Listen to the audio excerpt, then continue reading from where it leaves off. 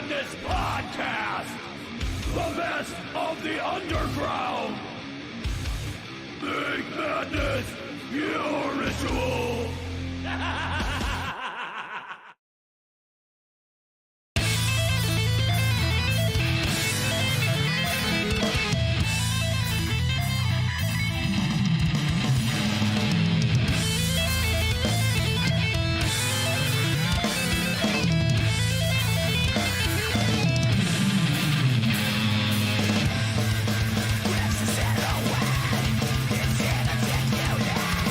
It's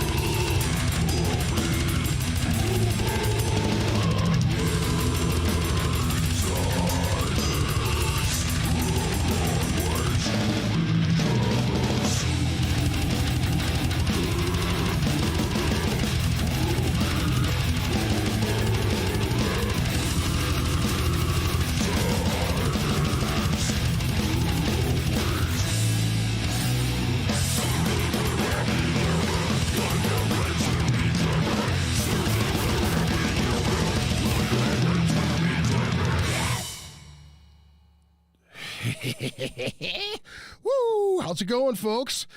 Well, you know what time it is, right? It's Friday evening.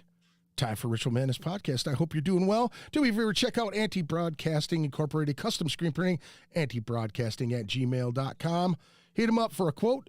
Get some screen printing done. You got a family reunion. You got a band. You got a Cub Scout troop. You got whatever you got. You need some T-shirts done.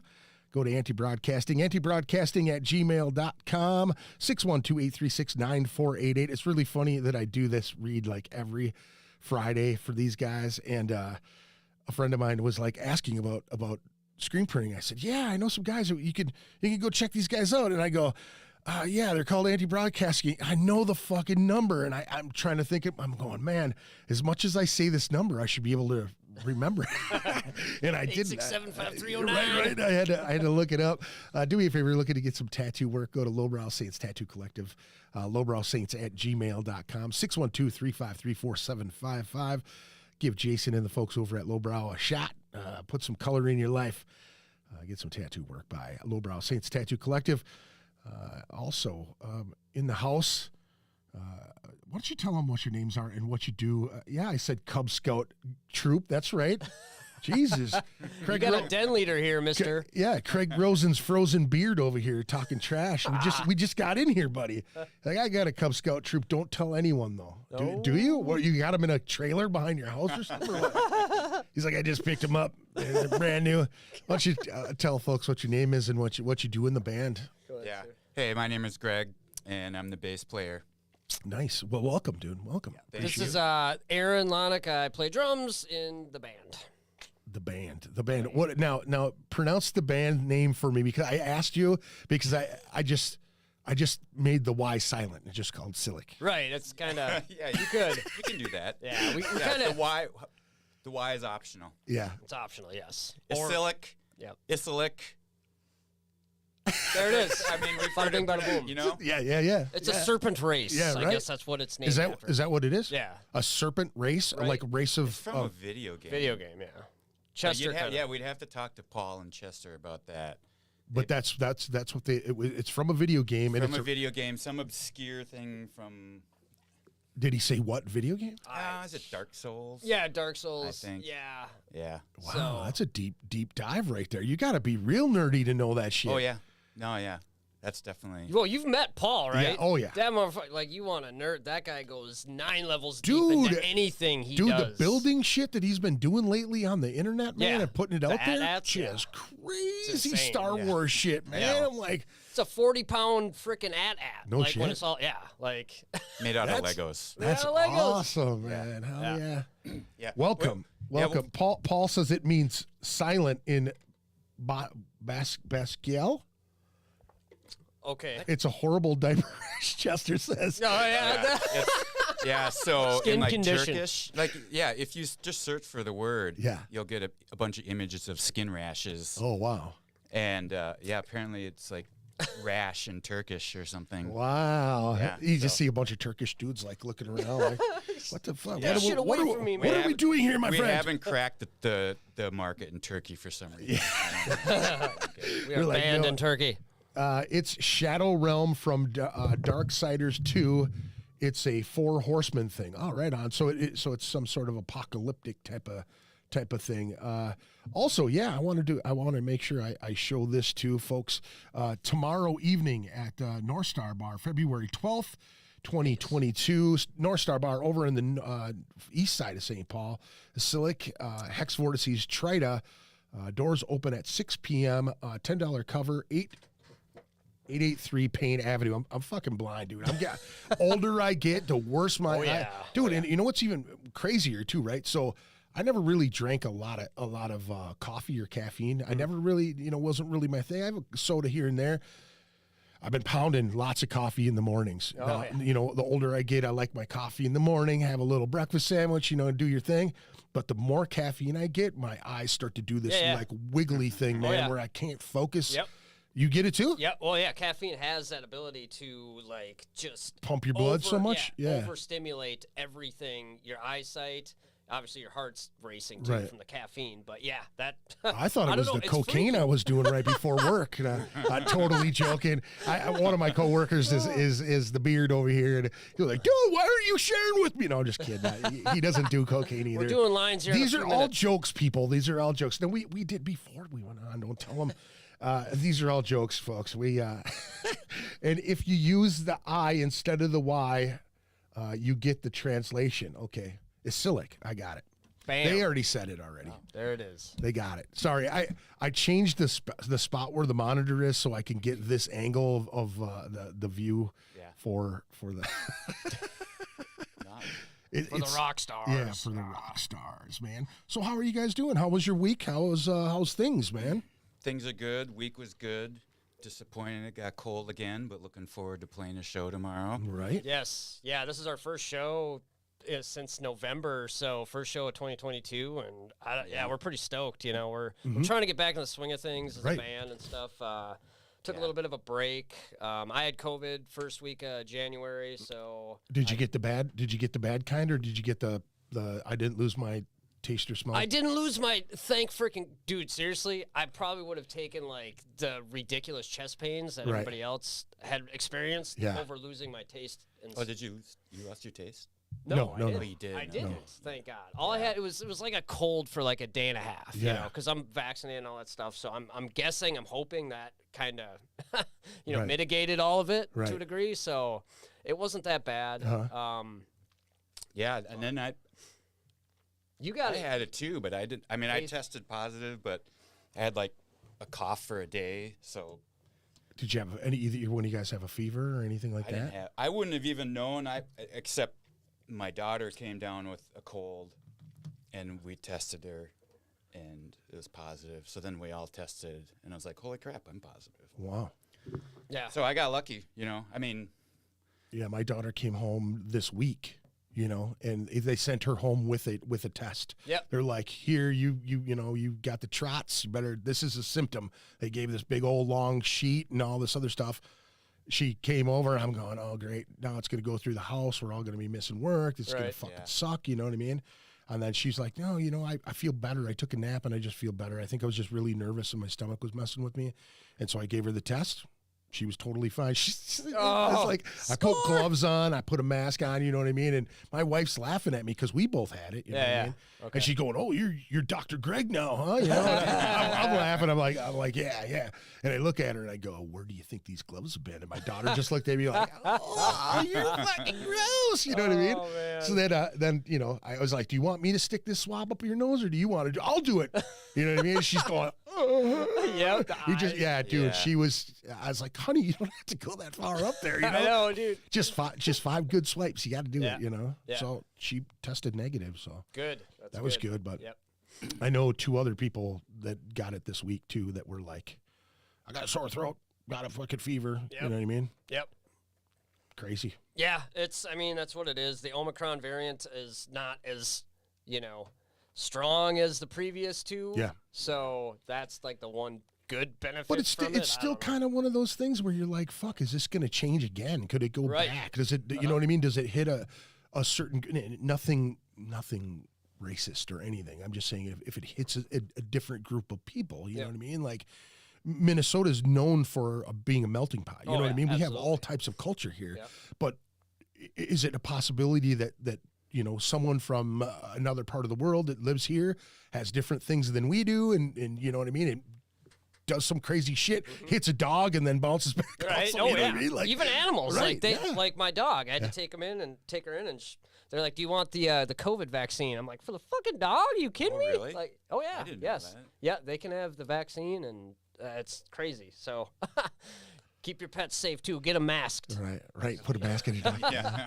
They'll tear that thing up right quick. Did you say anyways or anyway? That's what it is. Anyway, not any. I get corrected by my kid all the time. Anyways, no, Dad, it's anyway. I Oh, seen him I got down it, there. I got it. Okay. So we'll go with how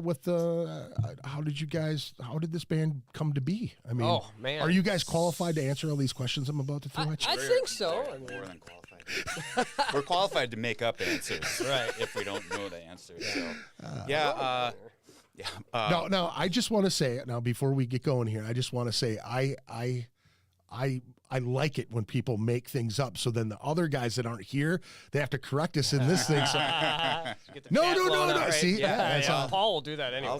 Yeah. Actually, it was at 12:53 p.m. Yeah, no, so Paul and Aaron, Paul's the guitarist, Chester's the vocalist. Paul and Aaron we are Legion together. Ooh, yes. And when that band broke up, they were playing, they had a song, and they asked me to play. I think we were just going to record the song. And then I think I played with them, jammed with them once. And then it was a band, I think. I mean, it was like... Yeah, it was immediate. Like we all practiced. He was in a band previous to us called Andraste's Rage with Zach Laterno and Matt Hamilton was in at the time.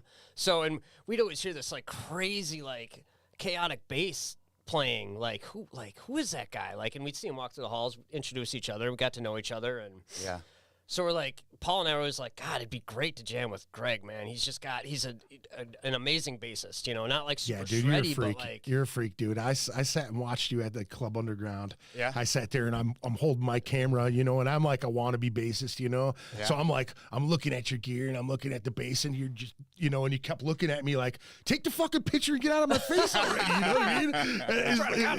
It's funny because you're standing there with a camera and I try to make it like. How do you make it so you don't see my big ass? You know what I mean? It's that, hey, dude.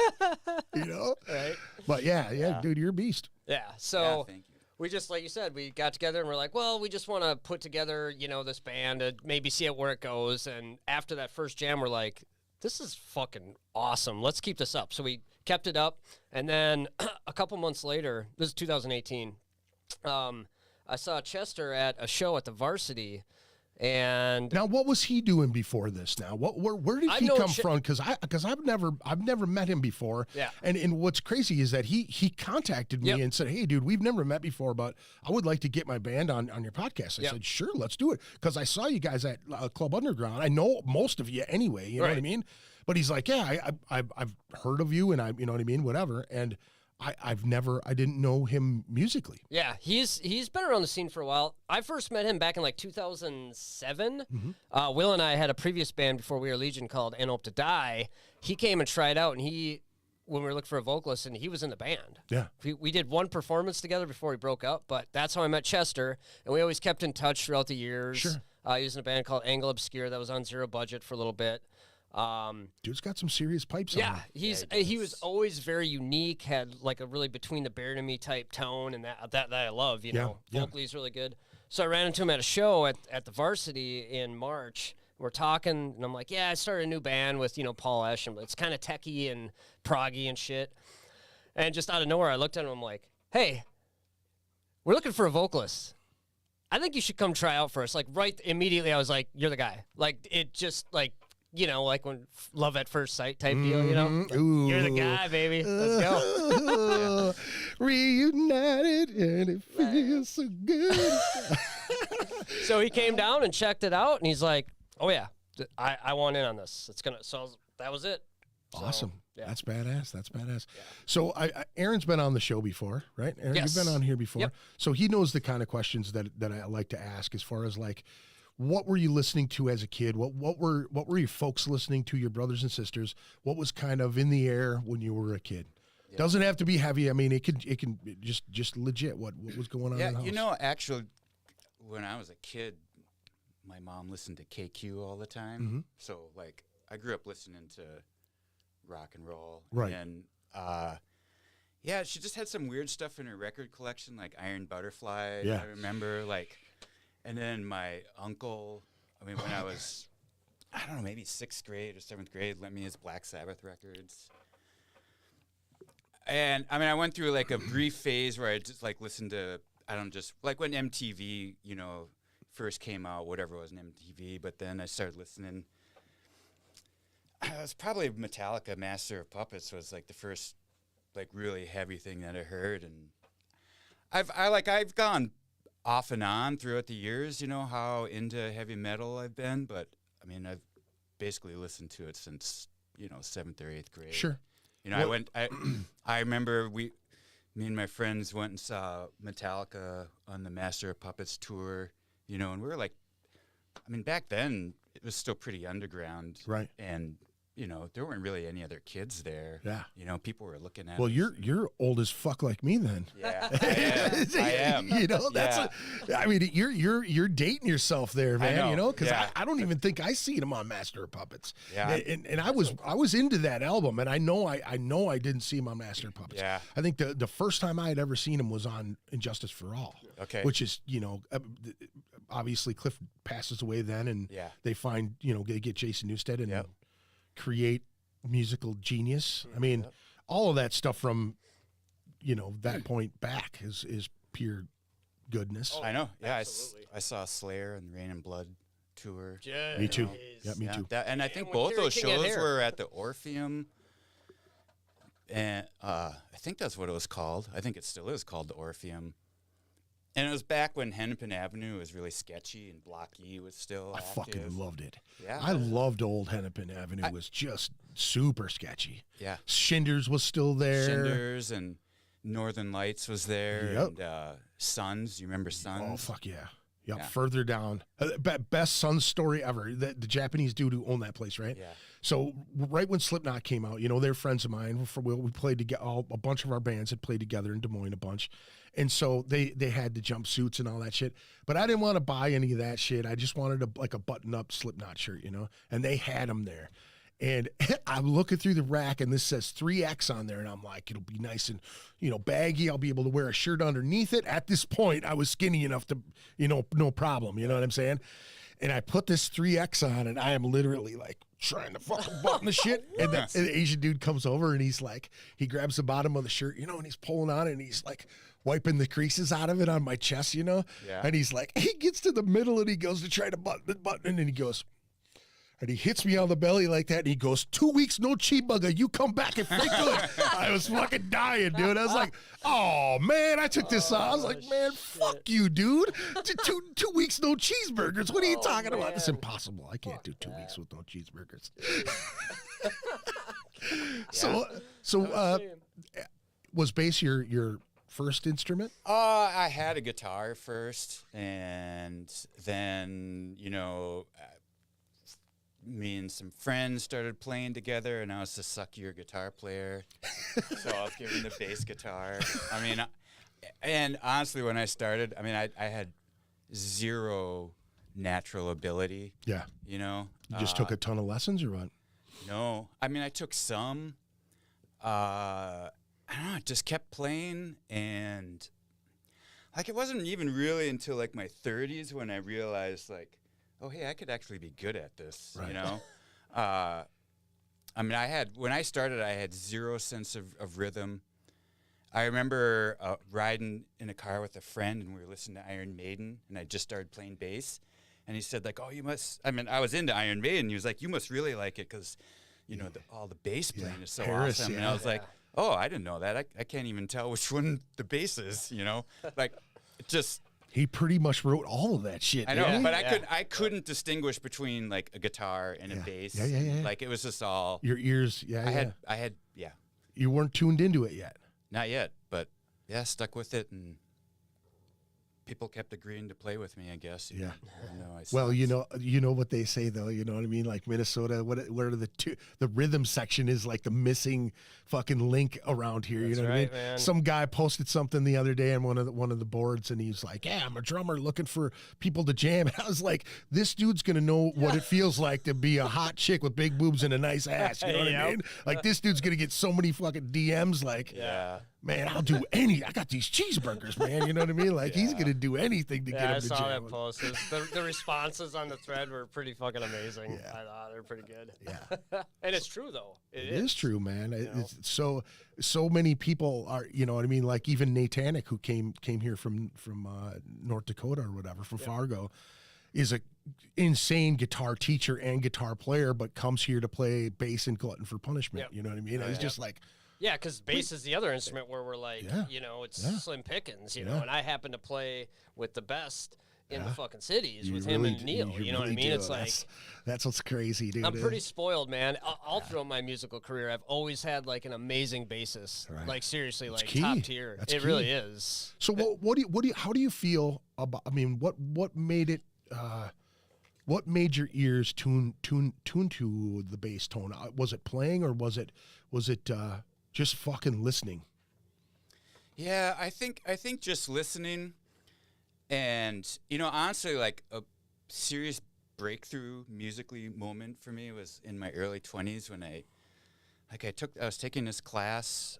It was like like African American music history, and we had, every week we'd have to go listen to something Funky. and James Brown, and I actually like listened to it and I was like, holy fuck, like holy like I couldn't believe, like I never paid attention to it, or maybe it was like Soul Power or something, so maybe it's something I'd never heard before, dude. and that's when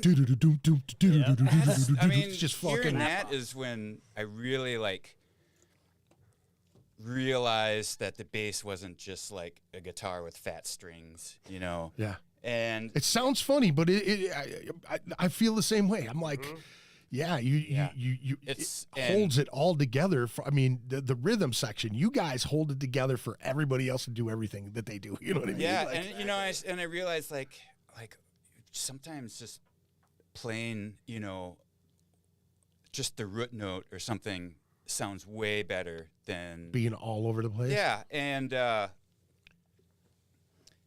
think that's when I really started to become a bass player, But I love playing metal. I love how technical it is. I love how loud it is. I love playing distorted bass. Dude, you dance in that pocket pretty fucking good though too. You know what I'm saying? Like following that fast stuff is fine, and you got a guy like Paul that you're holding up. You know what I mean? But that like staying in that pocket, going that fast and being, you know what I mean? That's a tough job, dude. You know what I mean? It's not easy. Yeah. Well, I don't know. I have to give a lot of credit to Aaron. Like, just because this it's fast, weird time signatures, weird scales, but like I can always just like feel the beat and the rhythm, and even though you're doing crazy shit all the time, like it's really easy to groove to what you're doing, Right. And not like have to feel like I'm just playing exactly what Paul's playing. Sure. Sure. So it's been great. I've had to do my homework to keep up with these two, but Oh, I'm sure. They're no slouches at Yeah. all, for sure. Right. Now, Aaron, refresh everybody's memory. Like what was going on in your house when you were a kid? Man. Like, what was your folks listening to? I grew up with it. My dad's been in a band since he was in high school. Yeah. You're lucky. That's so lucky right there. It really is. Like Apple did not fall too far from the tree, like whatsoever. So I grew up listening to, he kind of founded the bands that he played in. Sure. They're all cover bands. Sure. He did write some originals, but so they practice at our house. So surrounded by live Damn, music all the dude. fucking time. I'd get to, sit in and play some songs with them when I was like 6, 7 years old. One of the drummers at one time couldn't get a song down. My mom keeps telling me the story. Like, you went down there and played this song, and he got super mad and left. And blah, blah, blah. I was like 6 or 7 years old.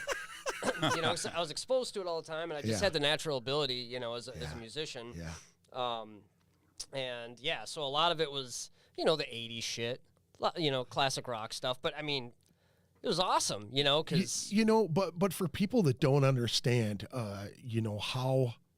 And this is just from my personal experience being a half-ass vocalist, right? So when you sit down on a drum kit, you know what I'm saying? Like that this here is one thing, that hi-hat is one thing. Like you can do all kinds of weird shit with both hands on the hi-hat. Yep. But when you throw the kick in there and then the snare in there and maybe even a quick smash on a cymbal, to me, it's like you guys are taking your brain and sectioning little pieces of it off, you know what I mean, to do certain things. Yeah, you're connecting with other parts of the beat, right? Mm-hmm. But it's like, I would never think to, okay, you're gonna hit on the one every single. You know what I mean? Like there's no fucking way I'd be able to put my mind like that. You know, and if you're around it, right from the get go as a kid, like if someone explains that to you, you know what I mean, and opens the door, you're like, oh yeah, I get it, yeah, you know, exactly, yeah. So being exposed to it, and you know, when it comes to like other instruments, you know, like I'm blown away that, you know, a guitarist can come up with these different riffs and that kind of thing. So, you know, to me, it's all just working off of each other as a group, whatever group that I'm part of. I've always had the ability to really, I mean, my drumming's, you know, it's one thing, but I always feel like my ability to work within a band and get the best out of somebody and really click with somebody, like that's where it's at, because that's where the magic happens. You know what I mean? For sure. You don't have to be the best at anything. You can just Chemistry is so important. Yes. So important. Yeah, I think that's the chemistry in this band has been great. Yeah. And you know, and it's amazing. Like, there's just never any egos. Well, maybe Paul sometimes. I don't know. Well, you know, here's the thing though, is like, you know, you guys are all veteran players. You know what I mean? Like you're long in the tooth. Not that you're old guys, but that you've been out there. Kind of old. Well, you know, you've been out there and you've been through that young age kind of machismo, like, you know, like showboat type of thing with musicians. You kind of feel that when you join bands with people, like, oh yeah, this dude may be a superstar and push us to this next level. You know what I mean? Right. Like when I look at your guys' band, you guys are like a complete package. You know what I mean? Like you guys are all super talented dudes. Like Chester, I don't know him musically. I'd never seen him musically. When I did, I was just like, oh, yeah, this dude's got a fucking set of pipes on him. He does. And his flow when he comes off the vocal, you know what I mean? It's like he's got a different delivery on things. You know what I mean? Like I feel it in, like you said, weird time signatures. You guys have a different sound. That's what I'd heard about this band when you guys started playing. Like, hey, have you heard Paul and Aaron's new band? And I was like, no. And then the name, I was just like, what the fuck is that? It's not catchy at all. Ysilik? No, but that's the thing. It is though. That's that. Once you look at it, you're like, how the fuck do you say that? And someone says Ysilik. Ysilik. That's you know what I mean. You're like, oh, that okay. I got it now. You know. Yeah. You had to tell me 12 times, but I got it. I have to. I still wonder sometimes. I know. Yeah. What's the name of your band? Because we all say it differently. We really do. Right. So. Let's see here. Adam D, brother Adam. Good evening, gentlemen. If I may, just ask, what kind of gear are you guys rocking? Bass gear, drum gear, cymbals, pedals? And the clue says, good question. The fact that you rocked with Slipknot, Mr. Greg, bro, that's super. That's so dope. Thank you, dude. We didn't have any clue that that's what these dudes were going to become. You know, we were just all musicians being kids and trying to switch shows with each other and go to Des Moines and then come up here. And you know what I mean? A couple of them did end up moving up here to play in Anal Blast.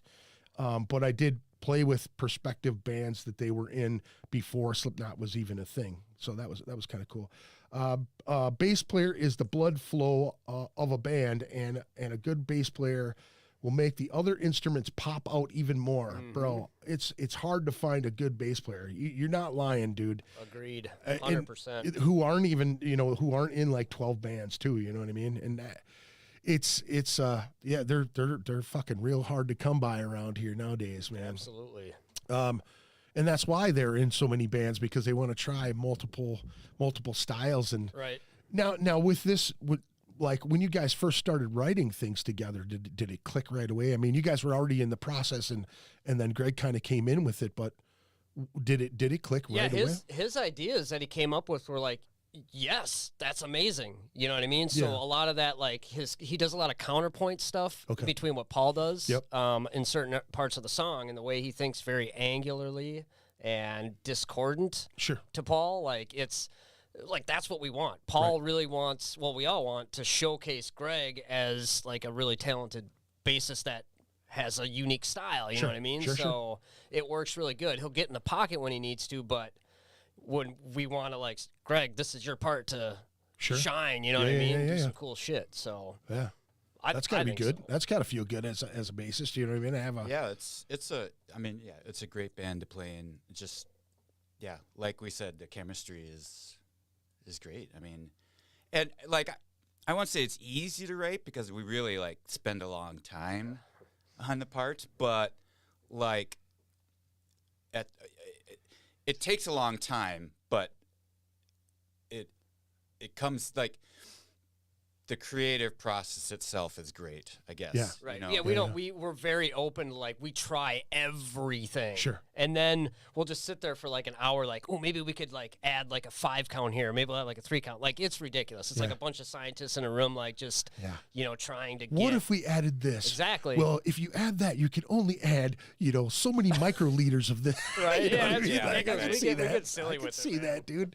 I totally could see that. You know what I mean? Like, Paul's a fucking freak, dude. Yeah. Oh, He's yeah. a great guitar player, Right. man. Yeah. Flamenco freak and shit. You know what I mean? Yep. Like, watching that cat play every time, it's always mind blowing. Even watching Will with the Legion stuff. You know what I mean? Those two together in a band were just. Yeah, it was peanut butter and jelly, man. Like, they both, their styles are so different, but man, when they'd come together on shit, it was like, yeah, dude, like, Yeah. this is really good. So For sure, man. For sure. Now, with being creative during this whole shutdowns and lockdowns and fucking lock-ins and everything, how did you guys stay active? Were you guys on it right away? Did you give it some time to breathe a little bit? Did you? We actually went in to record Eunoia. I can't even pronounce our album name. Eunoia. Eunoia. Spell it out for us, Chester. Unoia. Yeah, Eunoia. Close enough. That doesn't sound right though. Yeah, it doesn't. Chester knows, but Spell it out for us, Chester, so we know how to say it. like do it with like phonetically, like type it out. Yeah. But no, what we actually went in and tracked with Adam Tucker like a week before everything shut down. We literally had a show the night before the full lockdowns first started. Yeah. So that happened. Where was it at? If you don't mind me asking. Where was that show at? Club Underground. Okay. And then we it was, the timing was weird. Will was moving out of his old studio. That's where we practiced. Right. And I don't know, it was half a year, or how long was it before? yeah, because it was in the process when he was still at the old 1459 place of being finished, but he got so many delays and shit, with the riots happening and like COVID, obviously. And now his spaces were all in that area too, huh? Yep. Right? Yep. That the Hex is literally right across the street. I don't know if you've been there yet. But I haven't been to the studios, but I'd heard that it was right in that area. Like I freaked out because I knew that he was in the process of doing all that. Yep. He didn't he just have it was almost completed right around that time? Yeah. Well, when the riots started happening, or when the protests started happening? Yeah, it was he was framed out. moving his gear in, wasn't he? Yeah, we moved. So we moved from the old place into there, and then like a couple months later, the riots happened, and then the Hex burnt down, and everything's right off Lake Street. All the shit was going down. Right. And the next day, Will's like, I kind of want to get my shit out of there because it's not safe. So we hauled ass down there and got all his shit out. I took it back to my place and stored it for him until like shit cooled down. Yeah. Like it was you remember like just how chaos, dude. Man. Like, wow, is this real life? I know. Yeah. Honestly, man, I'm a little nervous that stuff's gonna spark back up now. I mean, it's cold now. You know what I mean? They did some stuff in the cars driving, and people walked for a little bit, but yep. Dude, when's this shit gonna end? I know, You know man. what I'm saying? It's not over.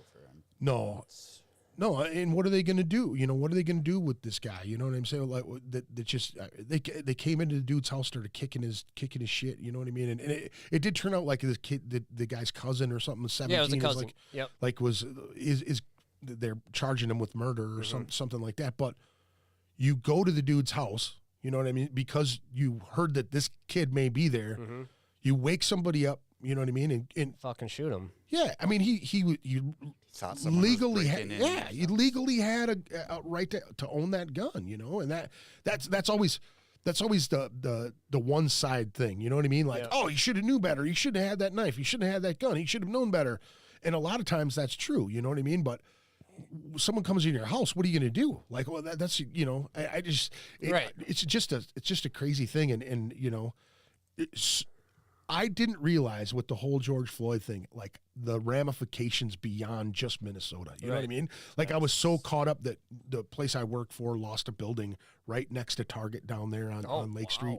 You know what I mean? So like the place I work for was super impacted by that. Wow. And so we were like, holy shit. And then we're moving machines and, you know, fuel cubes and like all of this shit just preparing.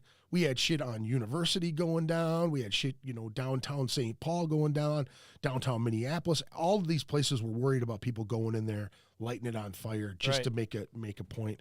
And some of the places we were building for, you know what I mean? Like people were researching who had their hands in what pocket. You know what I mean? Like people were looking for that shit so they could burn their shit. Right, you know what I mean? yeah. It was crazy. So I didn't even realize that it had crossed, you know, all the United States and then into Europe and all this other shit, you know.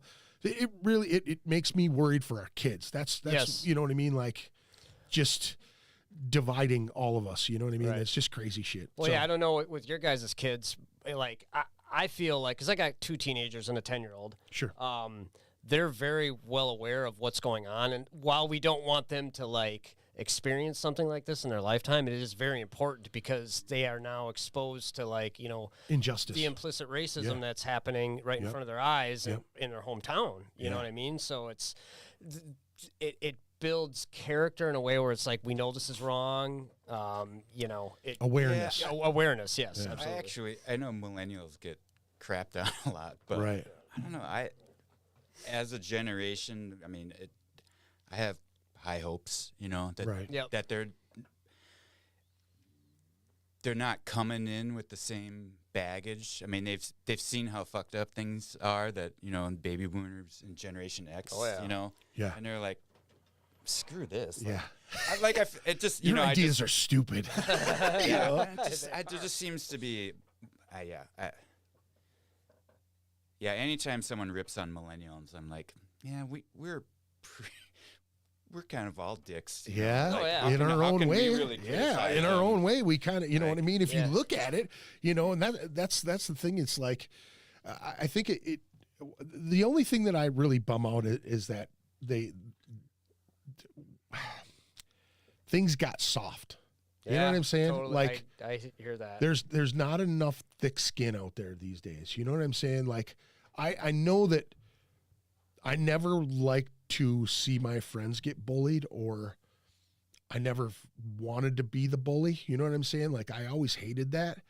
But looking back, like, all the times that I had been picked on made me stronger for something else later on in life. You know what I'm saying? And I know that these kids are so soft these days that, you know what I mean? Like, I see it with my daughter who's 15, you know what I mean? And some of these boys that she talks to or that hangs out with, you know, that they hang out with, and it worries me that way. You know what I mean? Like, I sometimes when I talk to my daughter, she's like, she looks at me like I'm just this fucking caveman, you know what I mean? And I have to, like, break it down even further every time I say something comes out of my mouth that she'll turn around and she'll go derogatory. She'll just say some shit to me, you know what I mean? Like, I'll just, and it's that old school thought process. You know what I mean? Like, I get caught in it a lot. You know what I mean? I mean, there's definitely a part of me that agrees with you. There's also the part of me, like, oh, like, if, you know, it wasn't that long ago that it was okay to beat your kids or wife, like, seriously beat them or abuse them. And that's what the rule of thumb came from. The rule of thumb means that you could beat your wife with nothing any wider than your thumb. And that was that's legit. That's legit. That's where the saying the rule of thumb comes from. You know, and like, I didn't grow up getting beat or anything, and, you know, I think to, like, my grandparents, I was kind of soft, you know. Sure. You know, but so I don't know. But you got to think about this though, okay? So, like, your grandparents, you know, if they were parts of big families, right? They probably did see that. They probably did get the licks that but that raising their children, right? So then they started to they did the right thing and not probably whoop their ass as bad as they got their asses whooped, you know what I mean? So, I mean, that's kind of what I'm saying is, like, yeah, they seem really, like, sensitive. Yeah. but To us, though, that's the us. thing, To though. us. maybe Yeah. they'll just and we are kind of Have you- soft. have you ever asked your parents though? We're like, or have your parents ever said anything like, look at their dad and go, he would have kicked my ass for that. Like, you know what I mean? Yep. And you're going, what, Grandpa? Oh, he'd never do that to me. You know what I mean? Like you know what I mean? Like because there's times when my wife and I, like, my youngest daughter will say some shit. Like I swear in front of my kids, right? I've never been one to hold back on it, but I say, you can do it in the house, but don't do it around other grown-ups. And don't if you do with your friends, make sure that they don't do it at their house, because then it comes back full circle to where you know you got a shit mouth and you're telling everybody else to have a shit mouth too. But I always had respect for my mother and my grandparents. I never swore in front of them, and if I did, it was like, and then they just kind of like look at you, and then whatever. Right. You know? Right. But yeah, you know, my daughter will say something, and my wife will go, man, my mom would have kicked my, and then we've done that in front of her mom, and her mom is like, what are you talking about? I never did that. And she look at me, and I'd go, yeah, I know who you are, lady. I see you over there. Ass beat. Adam says, oh, wait, Chester did go. He said, it's pronounced Eunoia. Eunoia. Oh, thanks, Chester. That was nice of you. Thanks for. I don't know how big of a delay there is for us speaking to the people out there. And it says, Adam says, however, some of these kids do need a good ass whooping.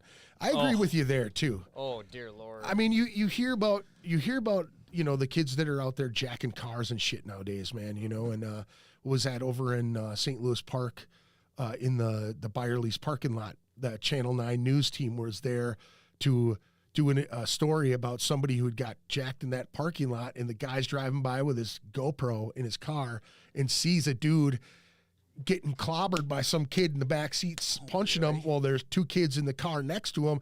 The dude's inside the car socking the shit out of this old guy trying to steal his Mercedes. Dude from Channel 9 turns around and starts honking his horn, starts running towards the car. They jump out. Yeah, but it was like right there, right then.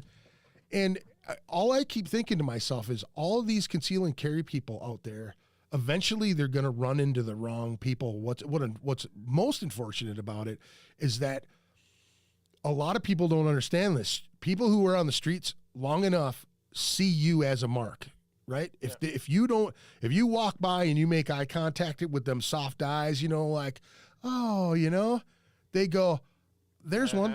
And I'm going to wait till he goes around the corner, and I'm going to grab three of my friends, and I'm going to clobber you, and that's what's going to happen. And my thought is like, shit, those kids are going to get shot before they learn their lesson. Yeah. You know what I'm saying? Yep.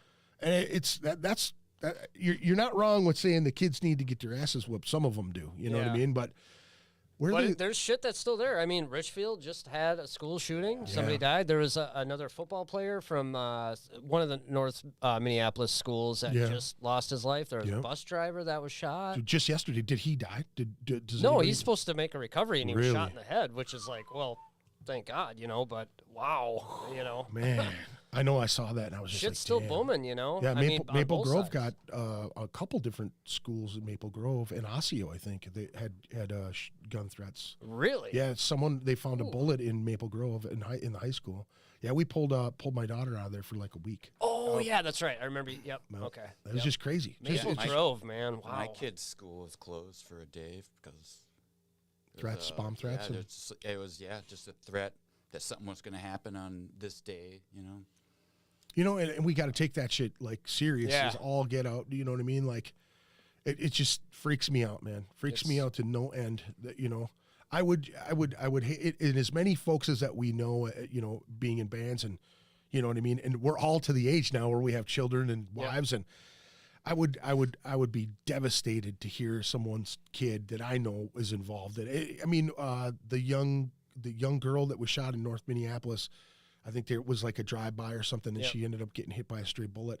Ended up being friends of James Rhines from the Quest and Lee's and shit, you know. So it's like right there to the point where it's almost entering the circle of people that I know. You know what I mean? And for fuck's sake, it's a lot of people, but at the same time, it's like, man, what is it that we can do to, more music programs, Right, exactly. more after school activities for kids to, you can't Mandatory heavy metal, for right? I think. Meditation. Yeah. I would take, meditation. Give kids a little more exercise, a little more something. Absolutely. That is one thing I can say. For Outdoor, certain. right? Yes. Outdoors, being outdoors. You guys are both outdoorsmen, correct? Yeah. Like you said, we've gotten to, and obviously the other issue now with our kids' generation is they have these devices where it sucks them into these worlds that dude, take like them away nothing. from.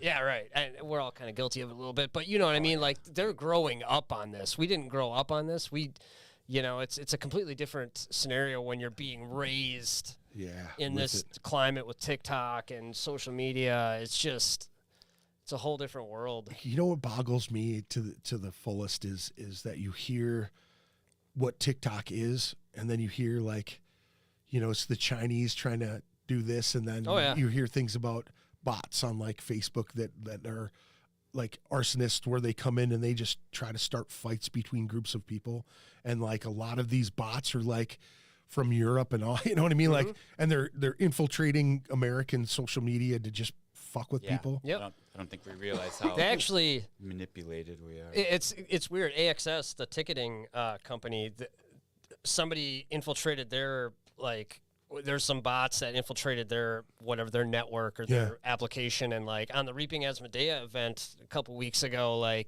don't know if you ever looked at it, but there was 100 people saying that they were going to get rid of their tickets, right? Really? For the event, and I'm like, gosh, nobody's coming to this fucking show. This is terrible. And I was talking to Chester about it, and he's like, oh, no, dude, those are bots. Go click on those people that are, leaving that shit. And you click on their event, and, you ain't going to the fucking Reaping Asmodea show. You're some dude that lives in Jacksonville with, 4 kids. And it's how is this happening? Oh, it's a botnet, infiltrating the application and posting just a spam thing on an event. It's crazy, dude. Yeah, it's mind-boggling that would happen. But Craig Rosensbeard says, "Stay strapped or get clapped." Yeah. Hashtag stay legal, stay safe. I appreciate you with that.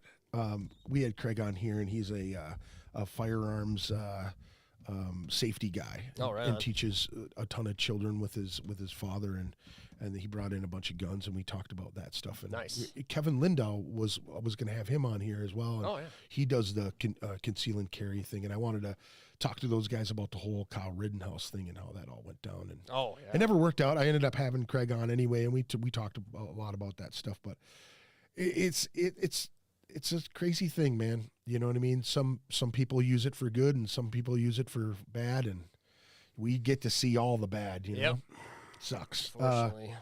Adam says kids turning that anger, frustration, rage into art, drawing, painting, poetry, music. The arts are extremely important.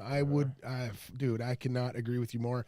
And I honestly think, like you were saying, Greg, with that moment when you figure out your instrument, or you hear that specific thing that moves you to the next level of playing, you know what I mean? You take lessons, you learn it. It's like a puzzle, and then eventually the picture starts to come clearer and clearer of what it is, and then you get to jam with people, and you get to feel that bond that we talk about. And it's been on this podcast a million times over about that bond of, it's like almost finishing someone else's sentence when you're playing in a band and you're in that room with those guys, and it's like that writing process becomes like, okay, I'm going to write this riff because I know that this is the style, you're in the ballpark of where the next person is, that, you know what I mean? Yeah. You're like, oh, dude, hey, I came up with this part, right? And the guitar player goes, oh, yeah. And you look at him and you go, I knew you were going to play some shit like that. You know what I mean? Yeah. That's yeah, huge. You can call it. That's exactly. We're into that phase now in this band where it's like we have a good idea of how things are going to turn out, or we get an idea going, and it's like, hell yeah, dude, you're in that nice zone. Sure. Like you're saying, you can kind of foreshadow what somebody else is going to do in the band, and it's going to be sick. So it's like, it's a really exciting time right now. Or Ysilik. Yes. Yeah, yes. Let me see music here. in general. So we opened the show up with Your Sorrows Pin You to This Place. I wish Chester was here so he could tell me exactly what that is all about. And the cover of your guys' album is awesome. It's like a tribal church. Yeah, well, talk to the artist here because he does You all of did our that? artwork. Yeah. He does all of our artwork. Awesome, dude. Yeah. It's like it reminds me of like something you would see in like Australia, like Okay. that Aborigine type Yeah. feel. Now that you say that, I can see it. I didn't really have that in mind. Yeah.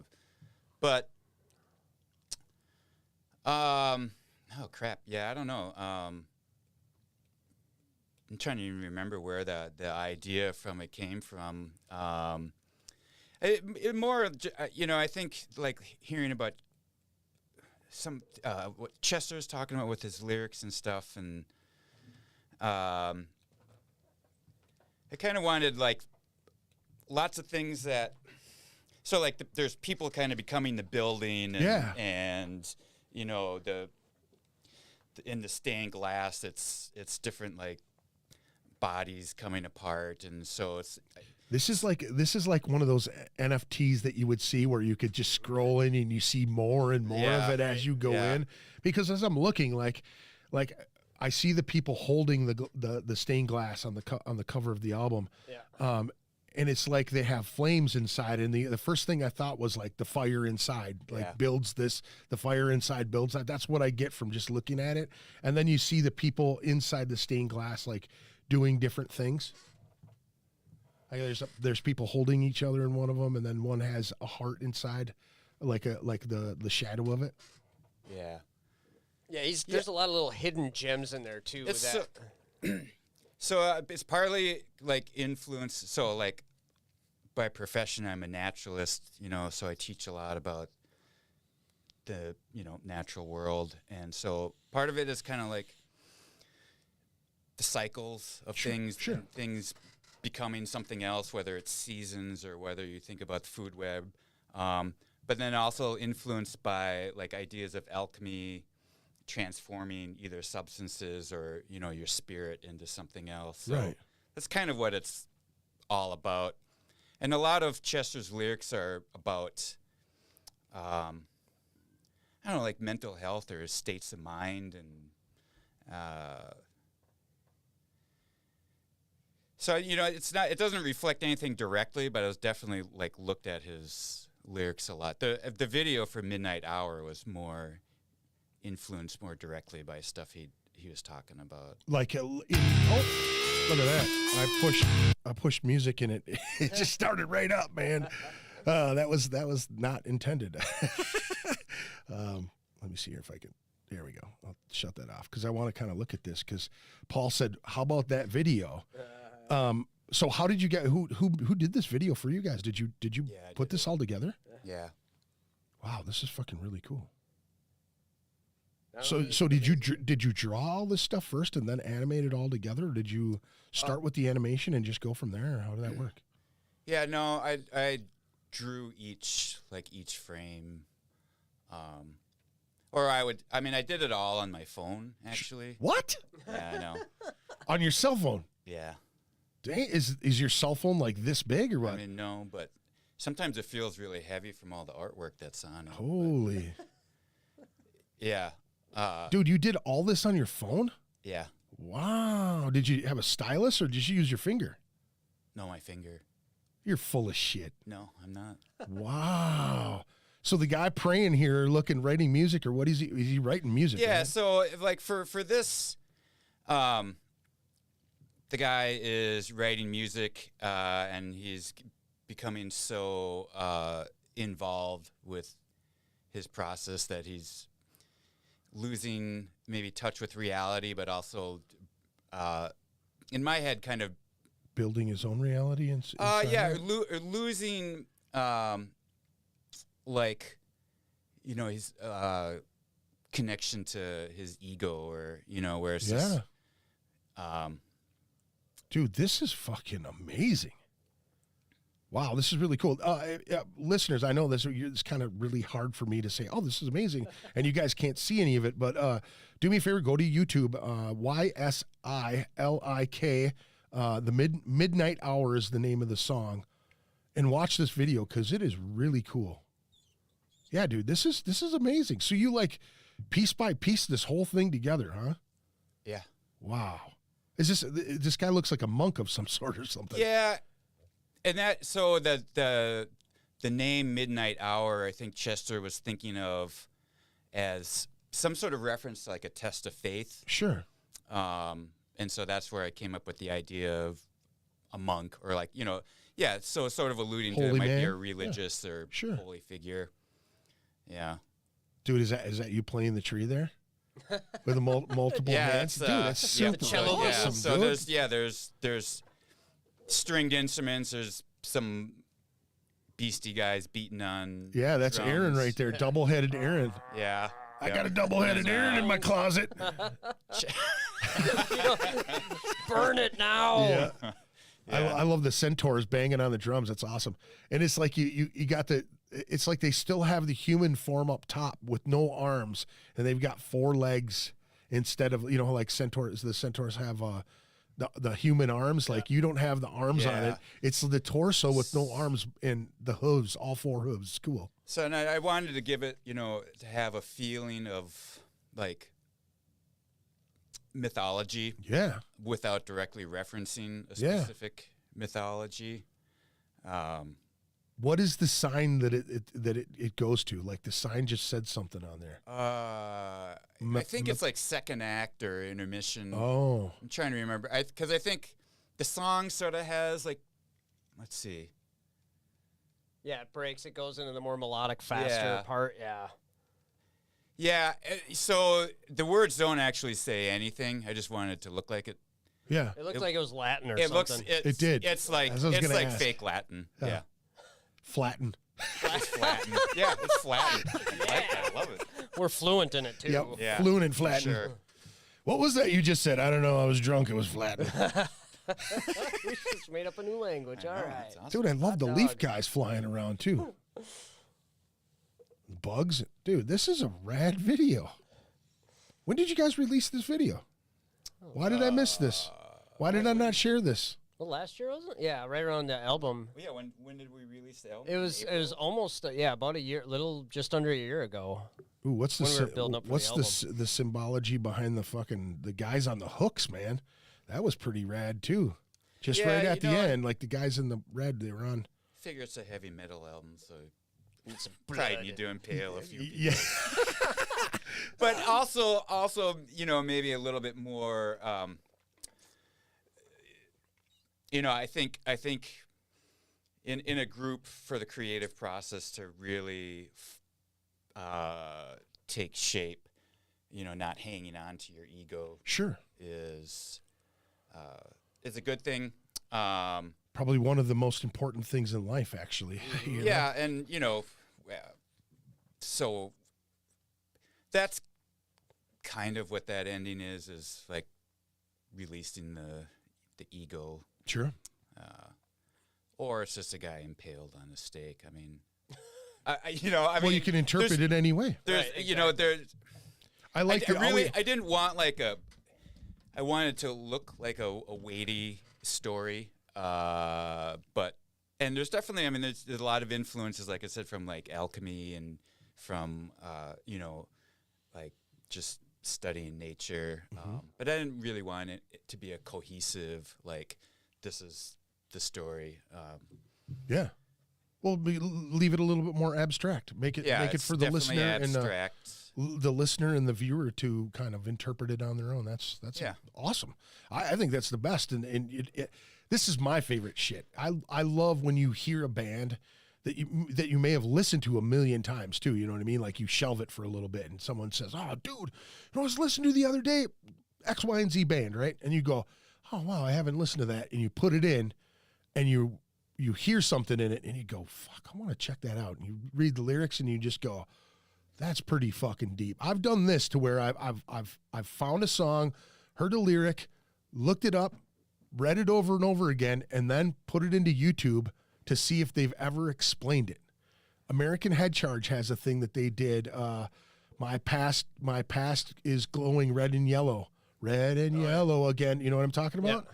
So I always wondered what the hell that was. And in an interview, there's a guy who took an old car that fucking Cameron had, right?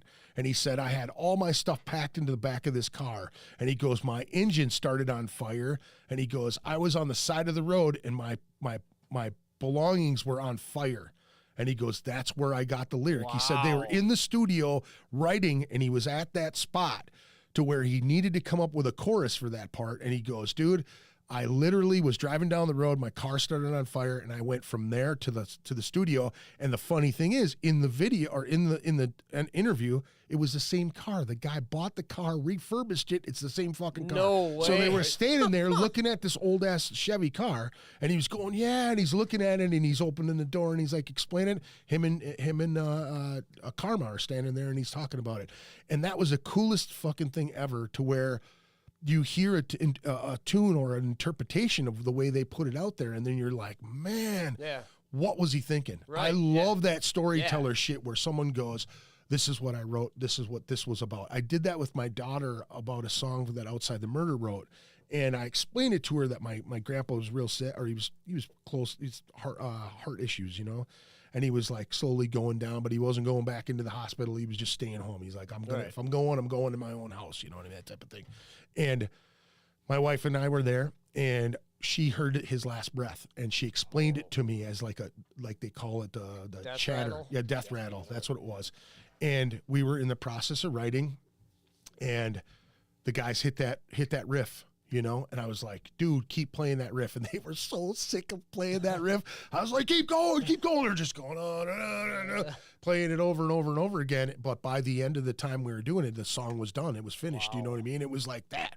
But explaining to my daughter exactly word for word where I was when I wrote that specific spot, she was like, that's my friend. She showed it to a bunch of her friends, like, this was written about my grandpa, and this, and you know, that type of shit. And it was just really cool, and I love that vibe. And seeing that, good call, Paul, to have us go look at that. Paul says Gothic naturalism is what he said. There it is. That's what he calls the style. My art style. So do you do a lot of that stuff like before you started drawing for the band, or what? Yeah, I had started. I mean, I've like drawn badly my whole life, and yeah, I don't know. You know, it's just been in the past few years where I've like finally, like, I don't know, started doing stuff that I really like. Yeah. You know? Yeah. So you kind of hit your stride a little bit? Yeah. I mean, honestly, not to get too serious, but so I was an alcoholic and I quit drinking 10 years ago. Sure. Congratulations. Yeah. Thank you. And it was like, after that, like the past 10 years have just been like a creative, like just all these things have been, like I think stuck in my brain, you know, because I couldn't really get anything done when all I was doing was recovering from a hangover every day. Yeah, that creative process does inhibit that shit for sure. Yeah, and honestly, the phone technology where I can draw anytime. Yeah, you know, I can just got 5 or 10 minutes and I can work on a drawing. And I can make as many mistakes. It's just like a quick click, click. Whereas, like, you know, when I used to try paints and stuff, and it's like I'm entirely self-taught. Yeah. And, you know, spend hours and hours on a painting. And it's like this sucks. Yeah. You know, it's like, and you know, while everybody who's ever coming into your house and looking at them, they're going, "Those are fucking badass," because we are the worst critics on ourselves when it comes to the things we create. You know, and you know, as problematic as social media can be, it gave me an outlet and a kind of. I set up for myself, like, I'm going to put my art out on this stuff, and so it gave me like a place to put an end product, which motivated me to do stuff. And then I mean, honestly, doing the artwork for this band is by far the biggest project that I've ever done, and it's totally awesome that they. It probably never stops, so you can always be creative and yeah, and I do a lot of like birds and mushrooms and stuff, you know. That I mean, do you actually do a lot of mushrooms though? No, I don't. Just asking. I you know, I just throwing it out there. Yeah. You would think by looking at his artwork that, hey, Yeah. Well, see, good and shit. that's the thing, though. Like you said, though, you know, when you're kind of in that fog of you know what I mean. You may have been creative with musically in drinking and hanging out and doing whatever. That happens a lot, but a lot of times, you know, you get caught in that cycle of partying and like, hey man, what's going on today? I don't know. I can't wait till fucking Friday when I can have a few beers, and then it becomes like during the week you're like, Oh, yeah, it's every day. Yeah, you're just doing your thing, and that's the thing. I And was recovering so I could drink that night. Yeah. You know, basically, you know. so what if you don't mind me asking? I know that it was kind of you just kind of threw it out there, but what was it that kind of pushed you to the point where you just said enough? Well, I mean, so my kids they're 4 and 2 years old, and like, I mean, it was important to me to be a good dad, and like I could tell it was getting harder and harder, and my wife was obviously, you know, freaking out. Yeah. But I mean, to get really serious, you know, I tried to kill myself because I was so miserable. Yeah. And I didn't because like I thought of my kids, and it's like I can't, you know, this is a stupid way to solve this problem. Sure. And yeah, I went to an AA group. I thought I was going to hate it. I found one that wasn't very God oriented. Yeah. That does spoil a lot of that for people that I know anyway. You know what I mean? That we're all a bunch of dirty heathens. You know what I mean? Not to say that we worship the devil or do any kind of crazy shit or whatever. You know, people look down on if you're not part of a organized religion when it comes to that. Yeah, and I tried other groups out, and you know, I think there's just a lot. You know, it's just I feel like there's a lot of I don't know, like guilt kind of mongering in some of the groups, and For sure. you know, this was a group that was like literally or truly interested in improving yourself, you know, so you wouldn't. And my wife was super supportive. I mean, she didn't leave me when I was an alcoholic. When I quit, I mean, things were really rough between us. You know, because we hadn't related to one another as humans for a long time. Yeah. So I have to give her a lot of credit for putting up with me, you know? Yeah, and that and dude, that's for me as a person hearing something like that.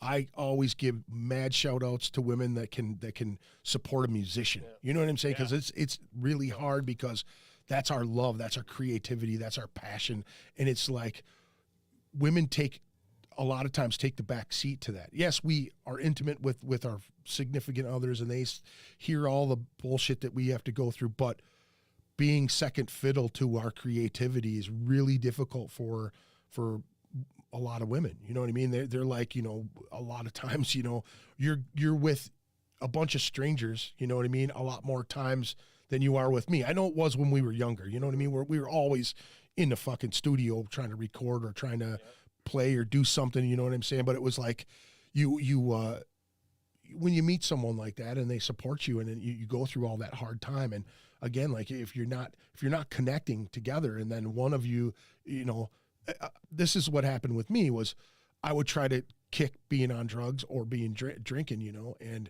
the person I was with would be like, you're no fun anymore.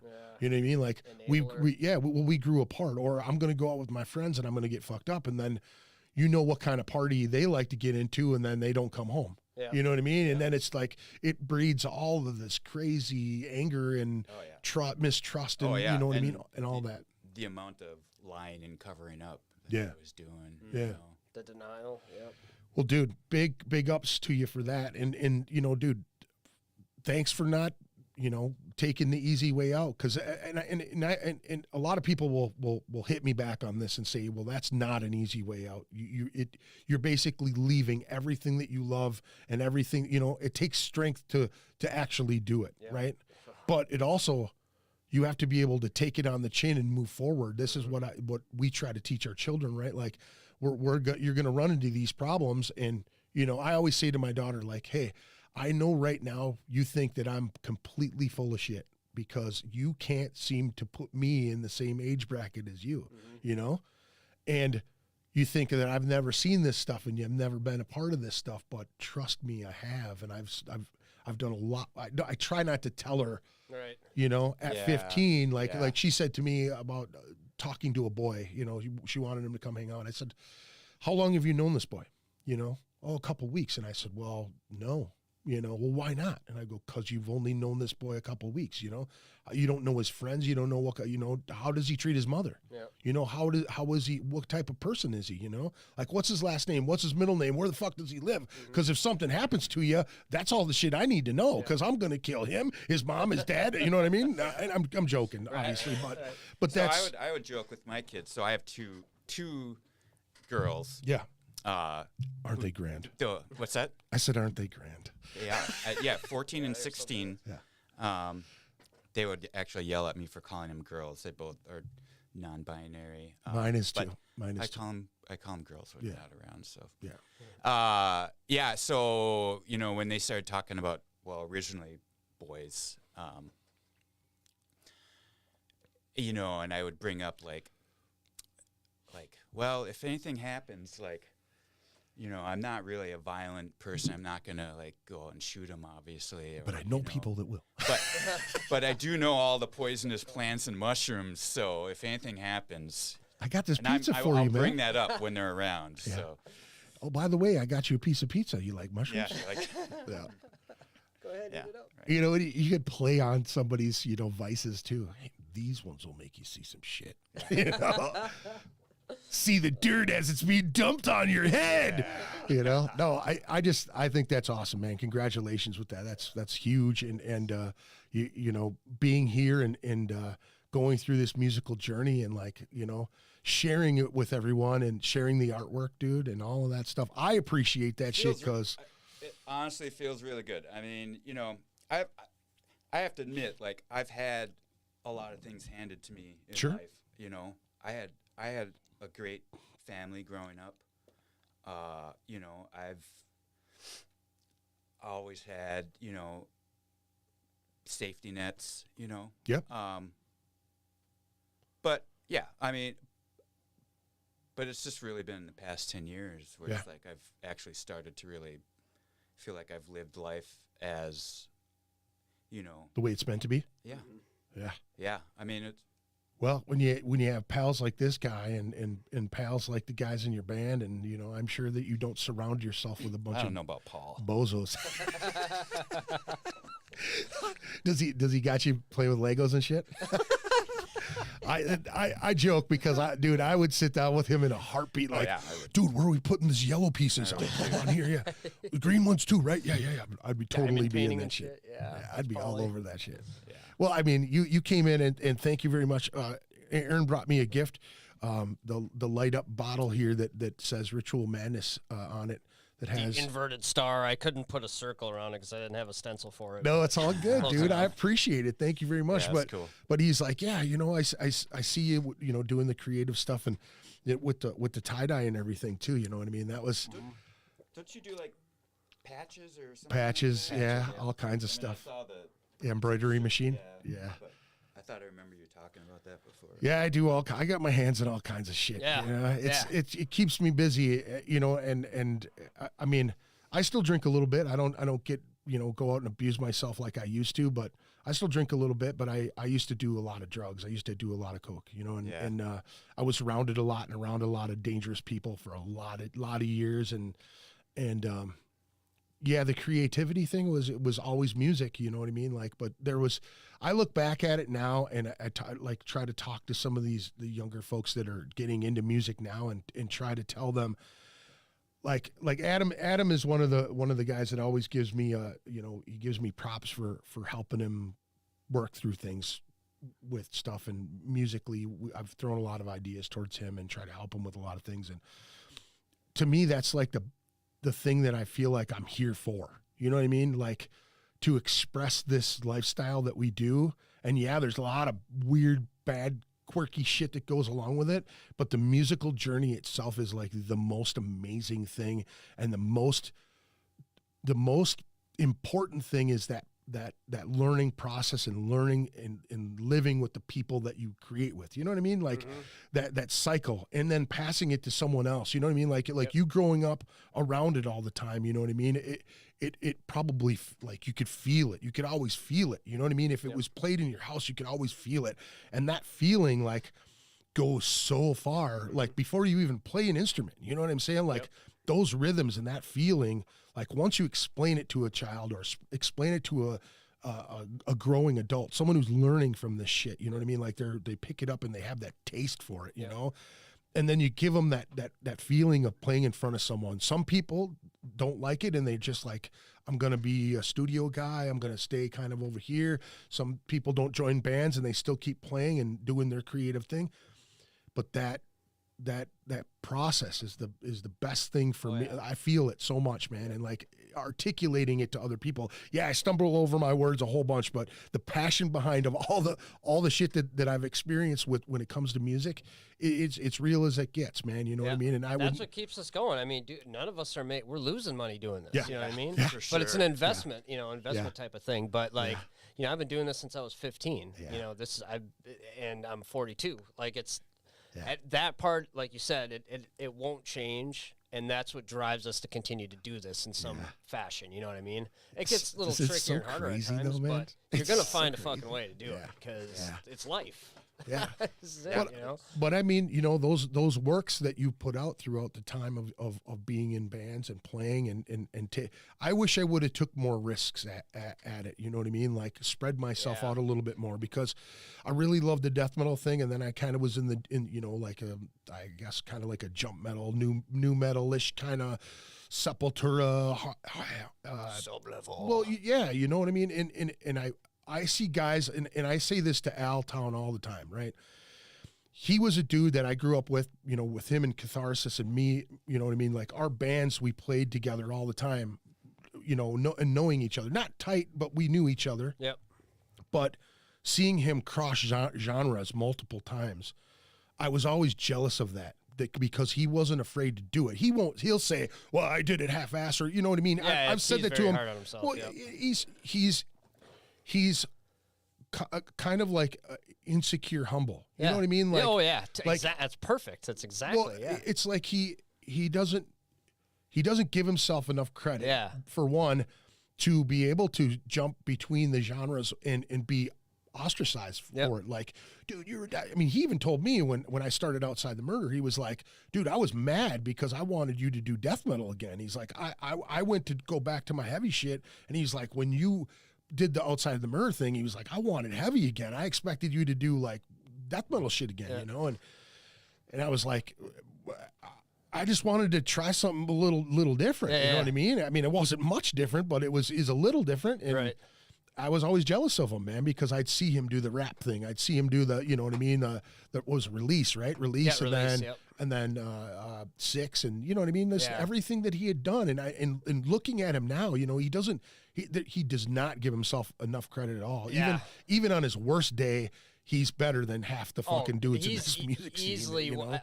I miss having him in a band because, like you said, he can do a lot of things and his passion for different kinds of music and just music in general. Nobody has that to his level. You know what I mean? Like, he just has that passion so much, and you know.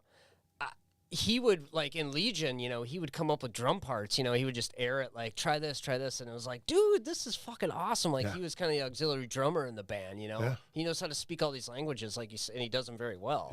But again, he's very hard on himself, and that's what pushes him. But you know what? And that's the thing when you're comfortable with jamming with cats. And I'd always been.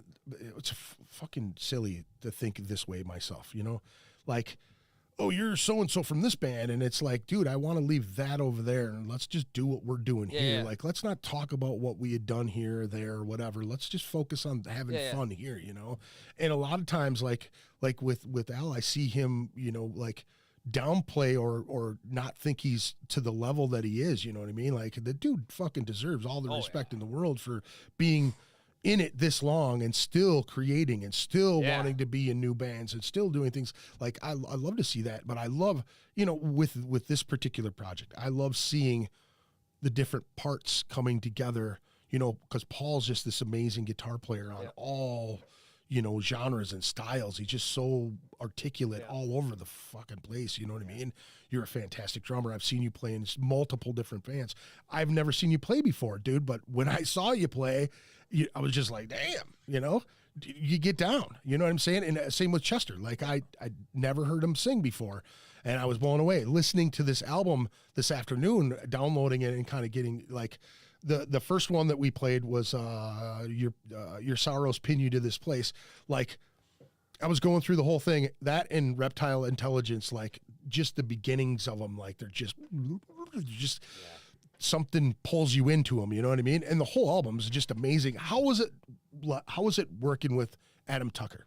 Now I've had a bunch of people that have done it, like come in here and have said they worked with him, but I never get into like, how was the process working with that cat? Oh man, Tucker is, well, not only is he an amazing engineer, but he's an amazing musician. Like he can pick up any instrument and he's just like, I'm going to try this. And he's doing like, you know, 5-stroke rolls on a snare drum, like fluently. And he'll pick up a bass and he just wails at it. He's been in a few bands. He's still in Vernon Wayne right now. Okay. And a guitar, it's just like he's having a blast doing it, but he's like, I don't know what I'm doing. And it's like, bullshit, dude, look at you shredding all over the place, man. Well, I've heard he's got like all kinds of tones all over the place. Like in that place, he's got all kinds of heads and different things that he uses, right? Yeah, Boutique, it's like a boutique museum of amps and, I don't know, like 200-300 pedals. I mean, just like bins of them. Yeah. He's like the quintessential like engineer musician that just, you know, working with him, you know, he's there for the music, and his energy and his soul and everything that he does really brings out the best in a band. You know, he doesn't, well, I'm on a clock, you know, let's hurry up. Like he's motivated to get shit done, but he's not like, it's not a job to him. This is his passion. Right. And he loves it with all his heart. Like, you know what I mean? So it like rubs off on you when you're in there. Yeah. Because we primarily did live performances and we did overdubs, that kind of thing. There's like 2 songs on that album where we did to a click. Otherwise, the rest of it's just. Or did we? I don't remember. Did we play to a click on any of them? Yeah. Was it 2 of them? Your Sorrows and Laurentian. I had.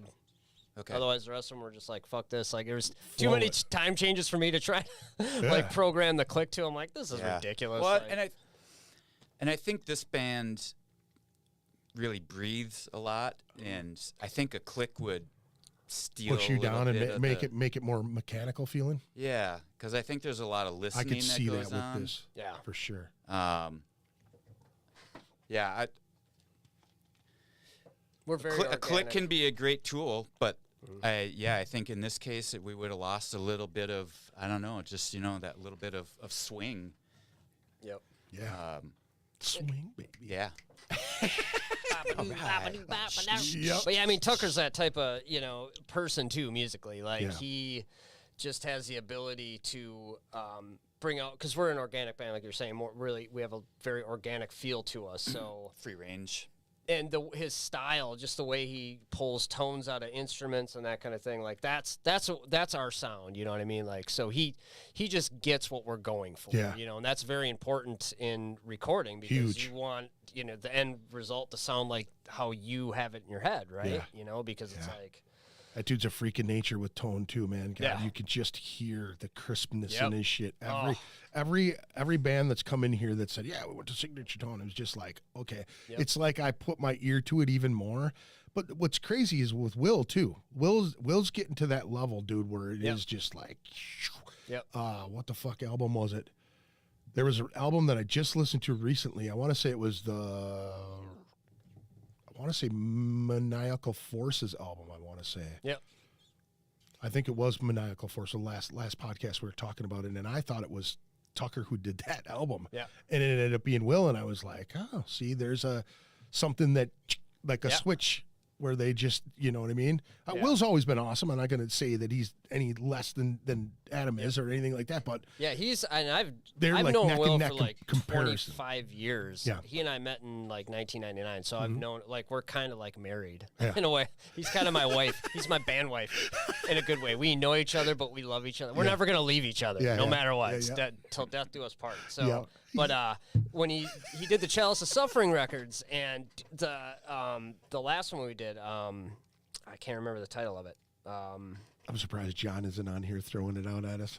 Yeah, where are you, John? Yeah. He's my assistant den leader, too. So. Yeah. I John's tell him, good like, shit. you better tune in tonight. Oh, yeah, I'll be there. Yeah. Liar. John's good shit. I love John. He'll probably John's watch it. the greatest. His watch it son after. and my son hang out all the time. It's fucking great that we do this. Adam says, Full Metal Alchemist. Bro, let's go. He also says, bro, your wife stayed with you during that process. That's so freaking dope. Yeah. He said, that's beautiful. Thank you for being vulnerable and sharing that. Freaking beautiful. That was, dude. I do appreciate that very much. And a lot of people, being men, a lot of times people shy away from the conversation, that type of conversation. I seem to have a lot of those conversations, and I appreciate them even more because I've had so many friends in the last like 5 years that have, committed suicide or had been in that process to where they're just to that low point where they're trying to get help with it, or they're trying to like get themselves on a medicated level in some way, shape or form, and people sharing that, it's really difficult for men in general to be vulnerable and to talk about that type of shit. But I think we need to do that a lot more. You know what I mean? It just exasperates the problem. Yeah. Yeah, for sure. You know.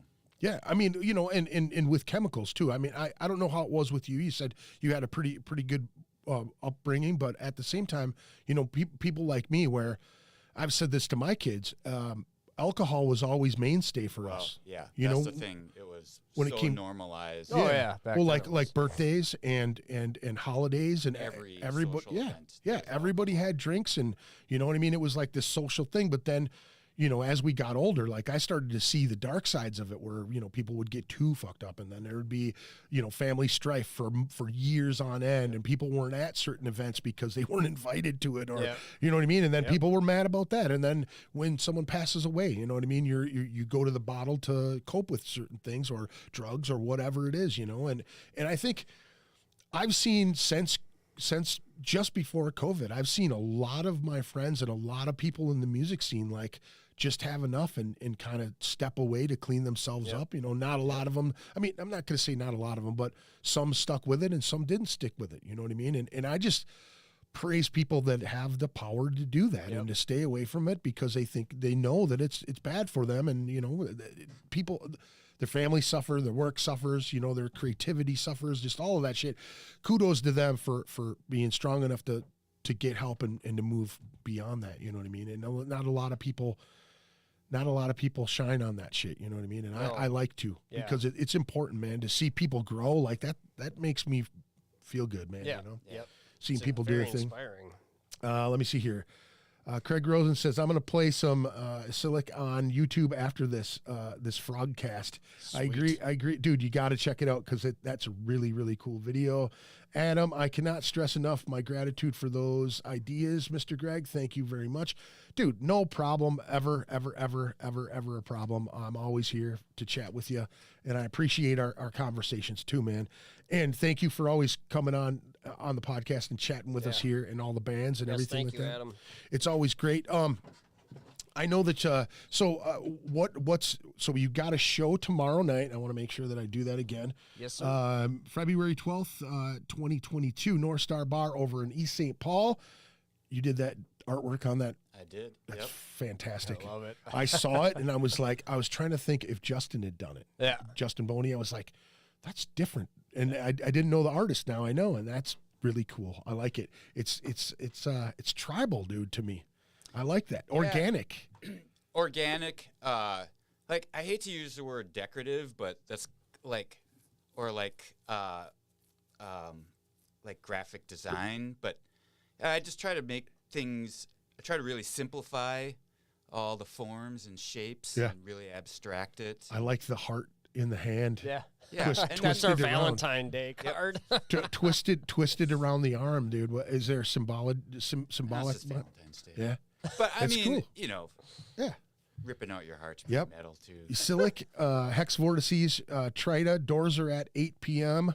They're actually at 7. 7, 6. Yeah. It says. Yeah, there's some mix-up. I guess. Yeah, there's a little mix-up. time. Doors are at 7. Shows at 8.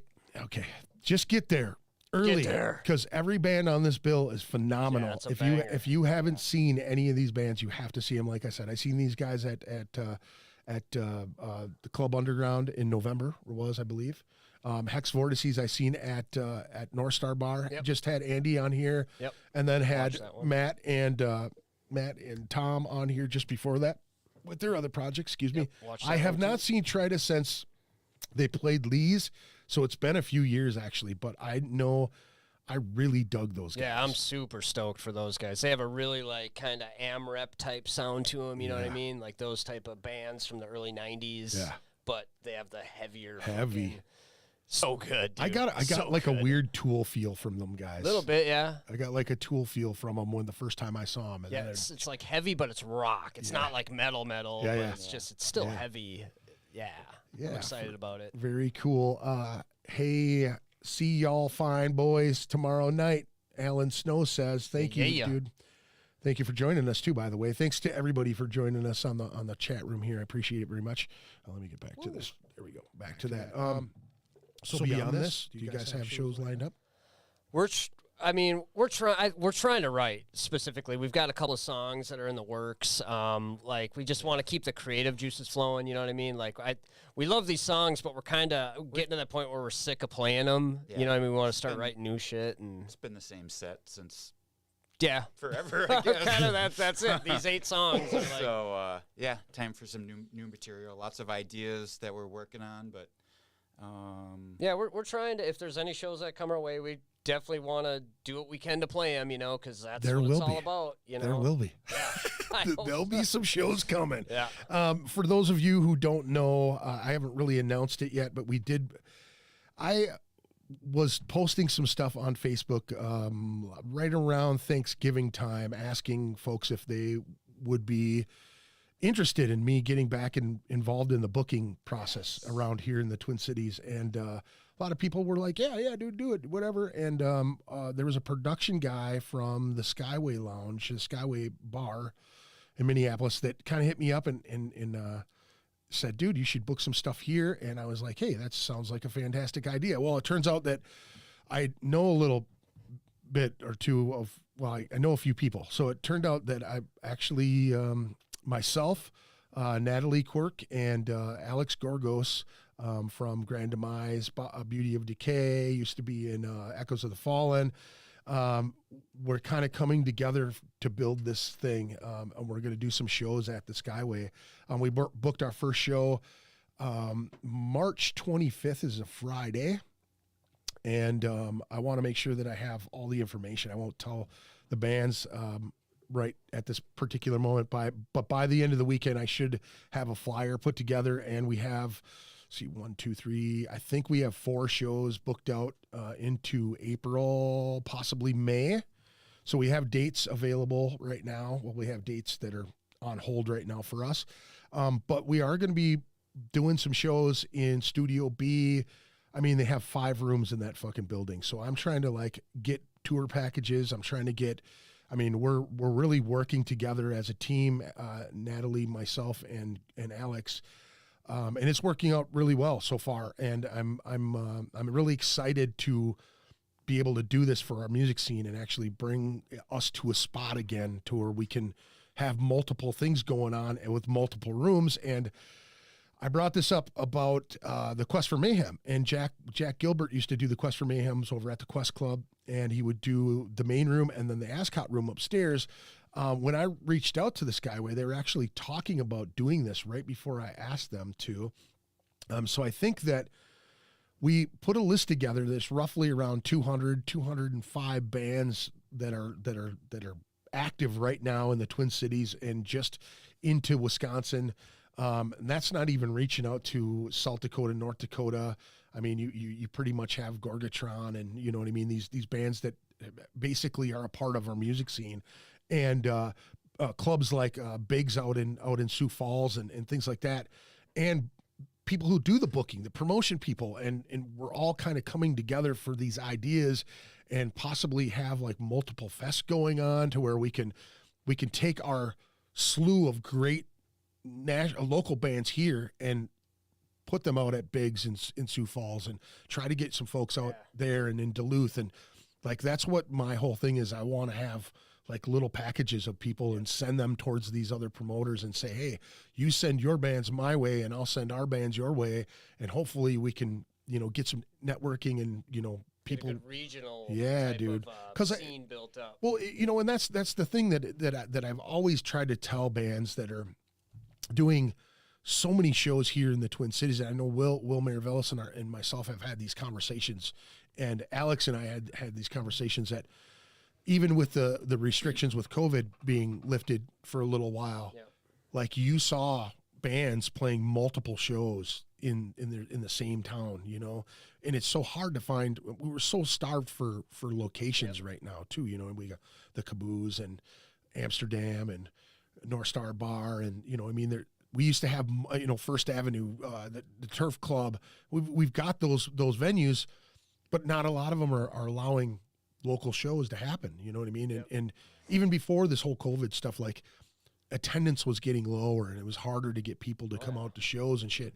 And now it feels like it's like we had a death threat. You know what I mean? Like, dude, I almost died. I got to go to every single show that I can. You know what I'm saying? Absolutely. And still be safe and still be healthy and try not to get anyone sick or spread this shit any more than we need to. But as creative people, we got to get out there and get going. So hopefully we can push this all together and just be on the lookout for stuff that's going on at the Skyway, because we'll probably have hands in it. That's exciting, man. Yeah. That's like the best news I've heard in a long time. Well, this is the first time that I've actually been able to say something about it. Now, it's been in the works since just before Thanksgiving, and it's like, we've been phone tagging each other and trying to get everything worked out, and luckily Natalie and Alex have been super patient with the whole process, because I know Natalie had shows she was trying to book, and venues not getting back to her, and venues not working out for her, and this, that, and the other thing. So now we're kind of like coming in and going, oh shit, now we can do live podcasts in one room if we want to. And that's really what I would like to do. We can't do them like stream them live, but we can record them and then release them at a later date. But I think with the live audience, it would be really fun to just, have guests on, people who want to like chat with the crowd and like, you know what I mean? I've never done one, and I really would love to do it. It'd be super fun. Set up a little desk, have the fucking, have your shit, have some mics, and have people come up and just talk shit and have a good time. Yeah, man. That's a great way to people having a few drinks or like, hanging out, you know what I mean? Just having a good time. And so we got those ideas and lots of shows. And I mean, it hopefully it all comes together, and hopefully,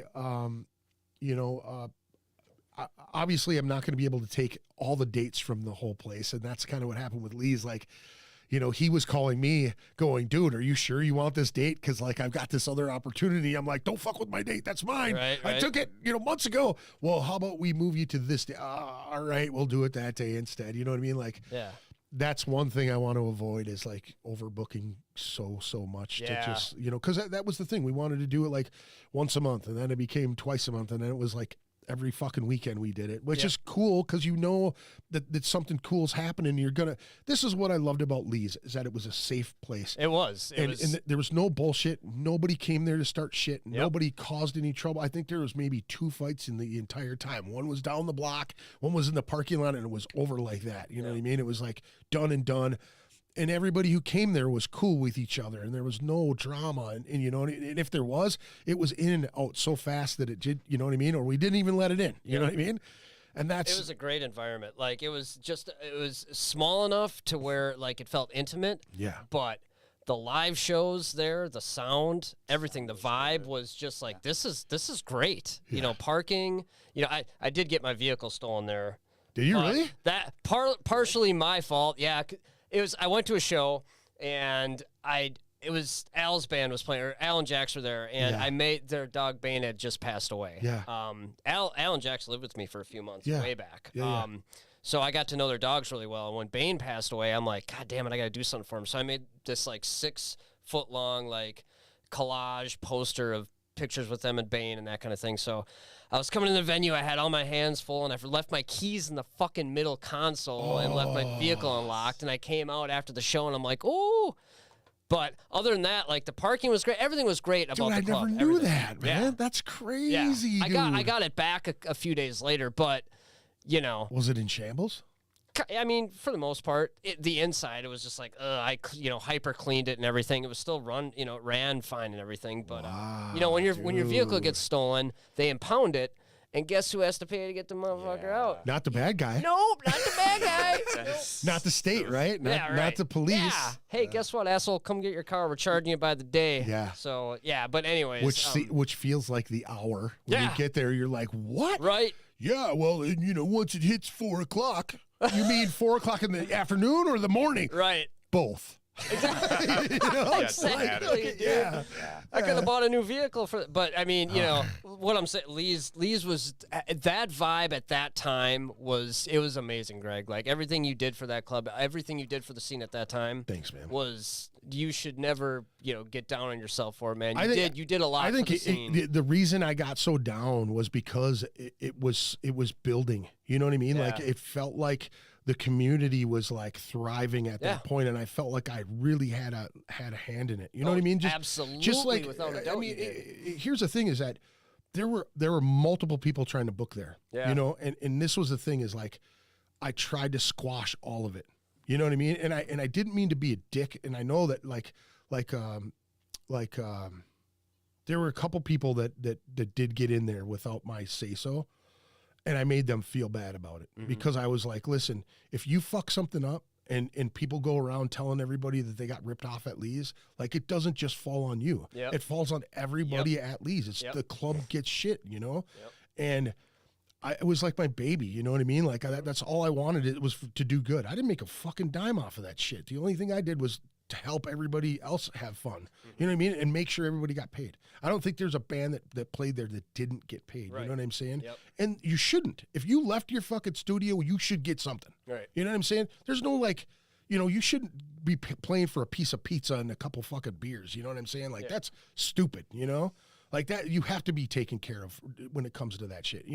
I remember being a young band and not getting a goddamn dime. And it was like when I heard people that were just like 2 years older than me and that had been playing like a month longer than me got paid, and I was like, what? Yeah. How did you get paid and I didn't get paid? It made me angry, man. You know what I mean? I was like, what the fuck? Yeah. But that was the thing with Lee's is that it just I wanted it to be a safe spot for everybody, you know what I mean? Like you knew you were gonna have a good time, and dude, we always had drink specials. We always had, it was made for a good time, you know what I mean?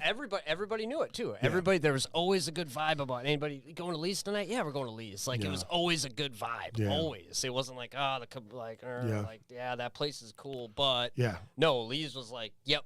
Yeah, and it was the sound, having Anthony Columbus doing sound or Jordan doing sound or there's multiple great sound guys that came in there to do stuff. I think even Will did sound one night in that place, but it was like.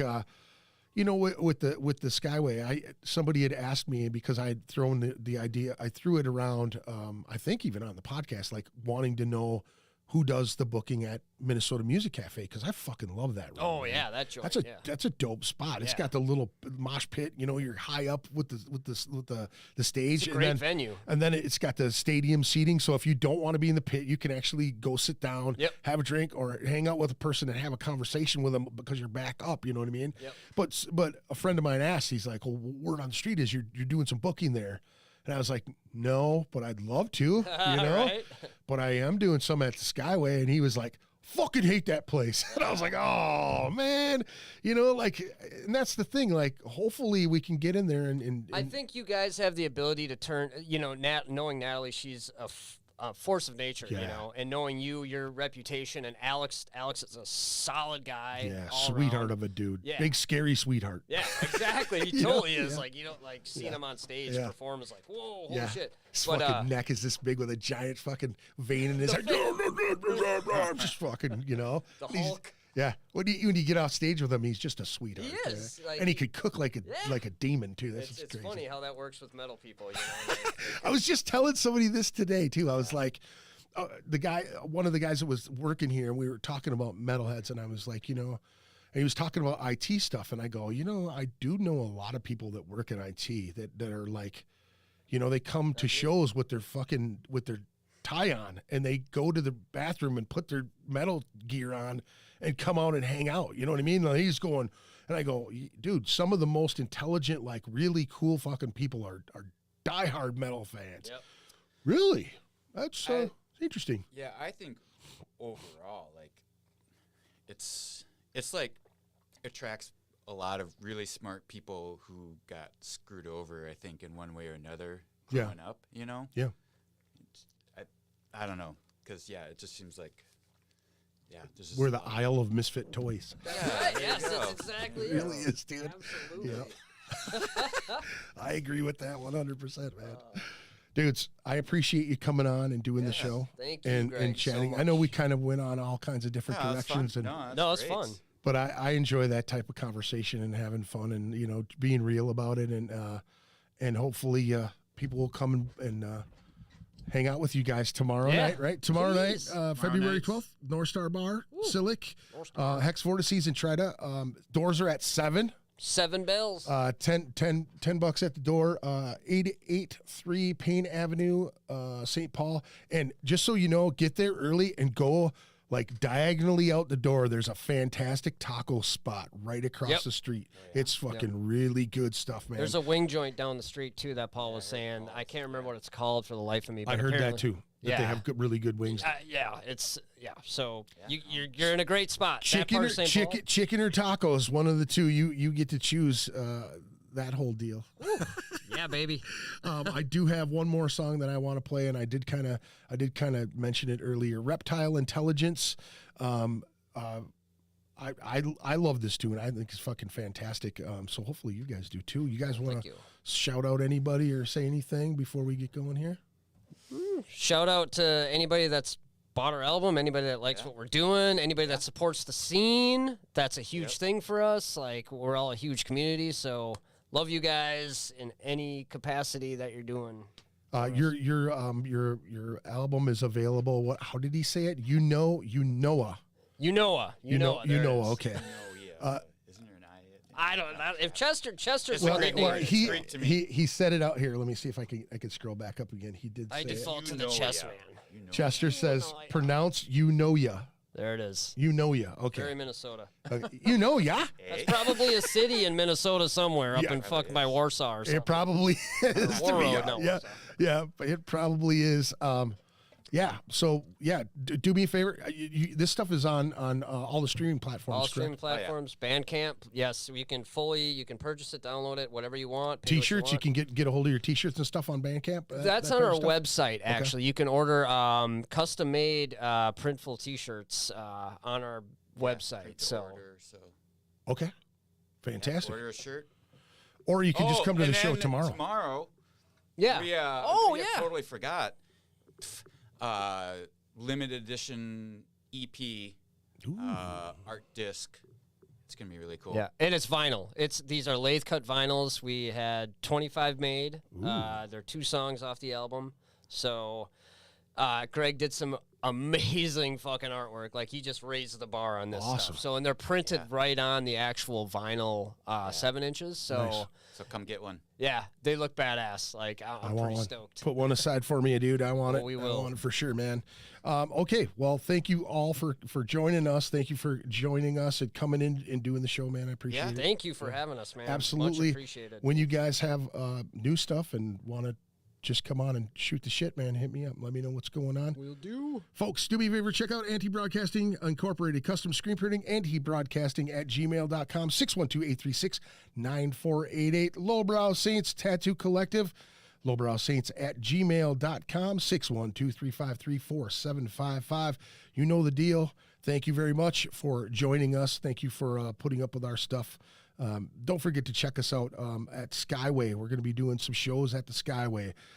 Myself, Natalie Quirk, Alex Gorgos, and so it's going to be awesome. Keep your eyes out. March 25th is the first show. I should have the flyer up and ready to go by the end of the weekend. Listen to some Reptile Intelligence and get yourself in the know. All right? Y'all have a good evening. Peace out.